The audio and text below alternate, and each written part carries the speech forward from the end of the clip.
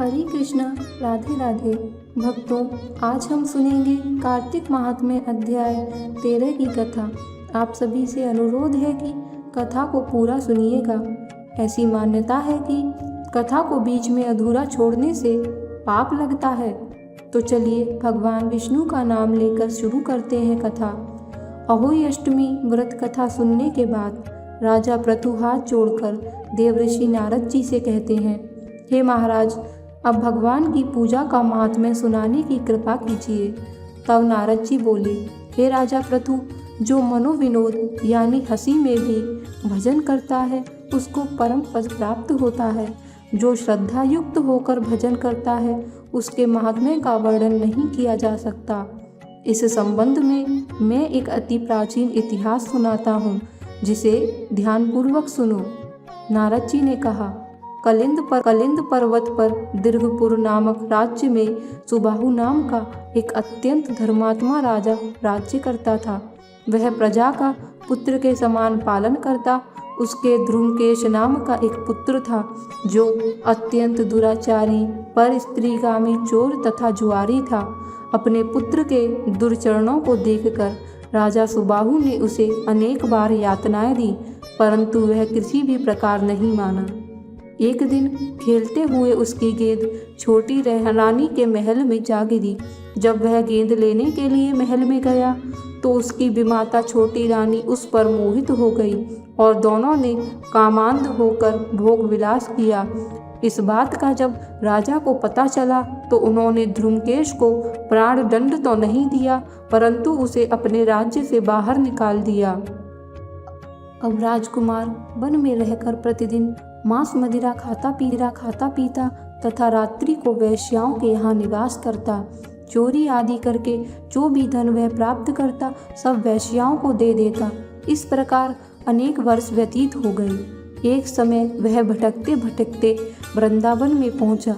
वृंदावन में ध्रुमकेश ने शतव्रत नामक एक परम विष्णु भक्त को देखा, जो अपना घर बार छोड़कर कार्तिक मास में वृंदावन में रहकर भगवान का पूजन करता और केवल कंद मूल और फल का सेवन करता था।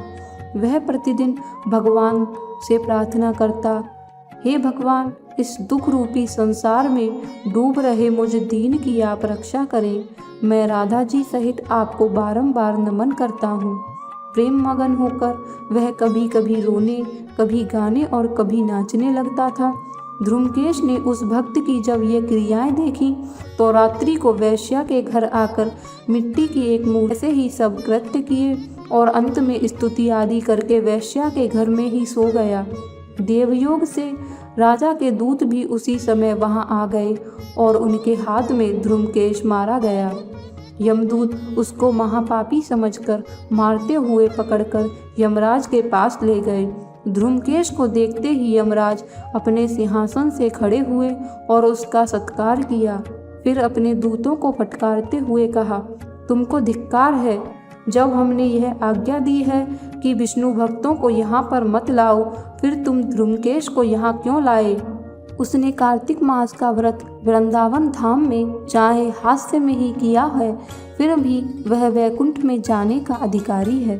वैकुंठ में भेजने के पूर्व यमराज ने ध्रुमकेश को अपने निकट बैठाकर कहा, भगवान की भक्ति 9 प्रकार की है। उनकी कथा सुनने से राजा परीक्षित, कीर्तन से सुखदेव, स्मरण से प्रहलाद, पाद सेवा से लक्ष्मी, पूजा से पृथु, वंदना से अक्रूर, दास्य भाव से अर्जुन तथा आत्मनिवेदन से राजा बलि जिस प्रकार परम पद को प्राप्त हुए, उसी प्रकार चाहे हास्य से ही तुमने भगवान की पूजा की हो, लेकिन तुम भी स्वर्ग के अधिकारी हो। यद्यपि अपने जीवन में किए गए पापों और दुष्कर्मों के कारण तुम घोर नरक के अधिकारी थे, परंतु क्योंकि तुमने कार्तिक मास में भगवान की पूजा की है, अतः अब निश्चय ही तुम्हें वैकुंठ प्राप्त होगा।